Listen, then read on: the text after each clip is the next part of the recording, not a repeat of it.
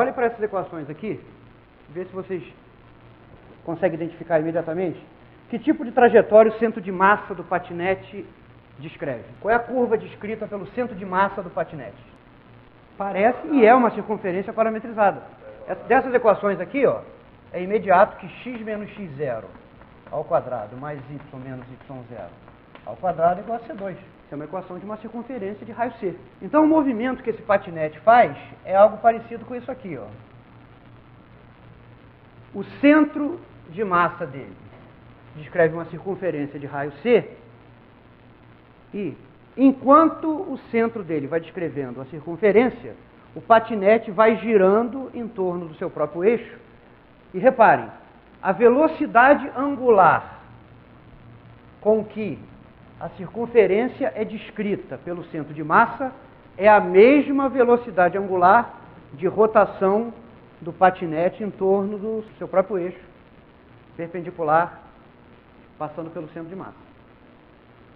Esse ômega aqui é o mesmo ômega que aqui. Então, o patinete faz alguma coisa assim, ó. Esse patinete vai fazendo isso, ó.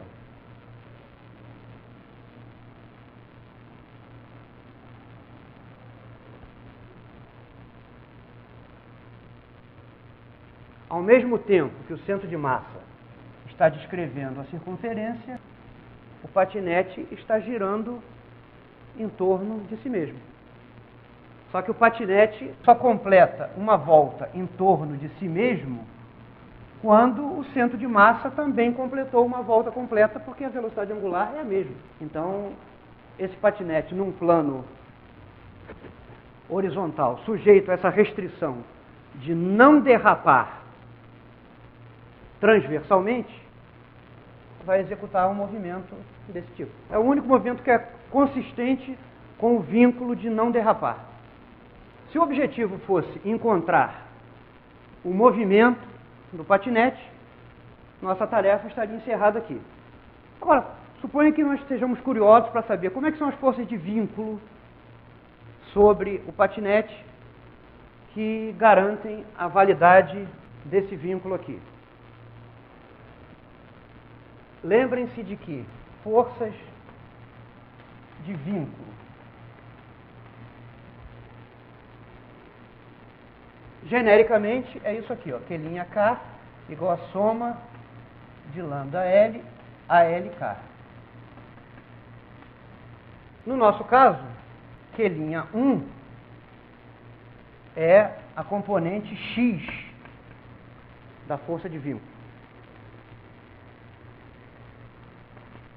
Isso aqui é lambda 1 A11. A11 era seno de θ. Ó, pela equação 1 é o mx dois pontos, tá? Q'(x) é mx dois pontos. Pela equação 1. Como nós conhecemos x de t, derivada segunda vai multiplicar isso aqui por menos ômega 2. Então vai dar menos mc ômega 2 seno de θ. θ0 mais ômega t. Agora vamos olhar para Q'2, que é a componente y. Isso vai dar lambda 1 A12, que é A12 é menos cosseno. Então isso dá menos lambda 1 cosseno de θ, ou pela equação 2, my dois pontos. Q'y é my dois pontos, derivada segunda produz um fator menos ômega 2, com esse menos dá mais. Então isso vai dar mais mc ômega 2 cosseno de θ. E, finalmente, Q'θ é zero, porque seria lambda 1 A13, tá? Ó, Q'θ seria lambda 1 A13, isso é igual a zero, porque A13 é igual a zero.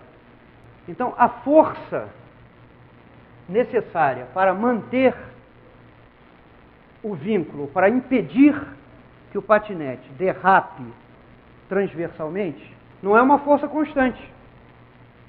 Esse θ é a função de t. Não é uma força constante, mas uma coisa nós podemos verificar imediatamente daqui, ó.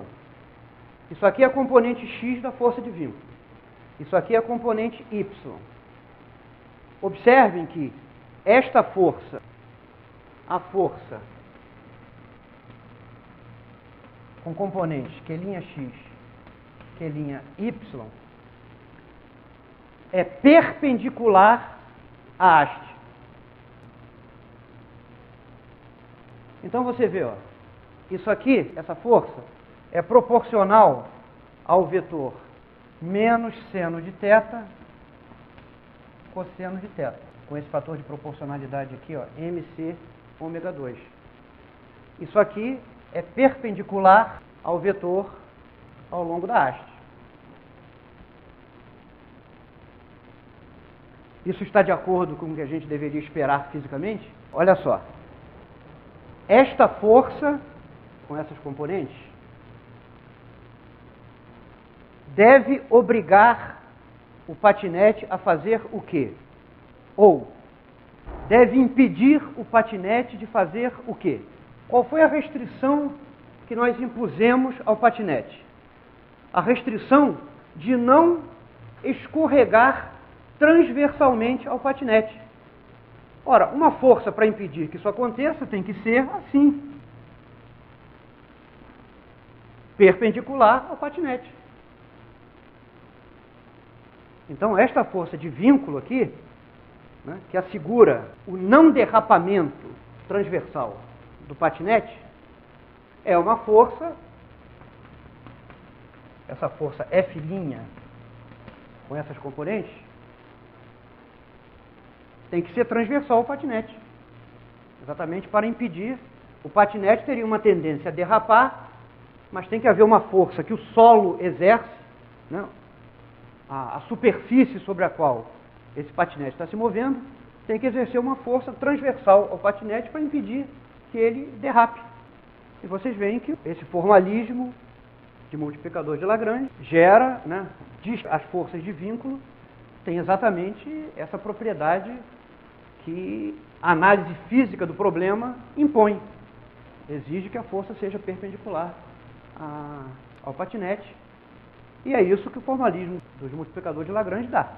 A maneira como se aborda um problema desses depende do tipo de problema ou do tipo de resposta que você quer obter do problema. Então, se nesse problema aqui, né, nós não estivéssemos interessados em saber nada sobre as forças de vínculo, nós simplesmente eliminaríamos o multiplicador de Lagrange das equações da maneira possível e chegaríamos à resolução das equações de movimento, ponto final. Em certos casos, são feitas perguntas sobre o movimento do sistema, cuja resposta precisa da determinação das forças de vínculo. Determinar as forças de vínculo pode ser necessário para responder a certas perguntas sobre o movimento do sistema. Então, num caso como esse, além de estar interessados na resolução das equações de movimento, nós vamos estar interessados em determinar também os multiplicadores de Lagrange para, a partir deles, determinar as forças de vínculo e responder a alguma pergunta ou perguntas que dependam das forças de vínculo.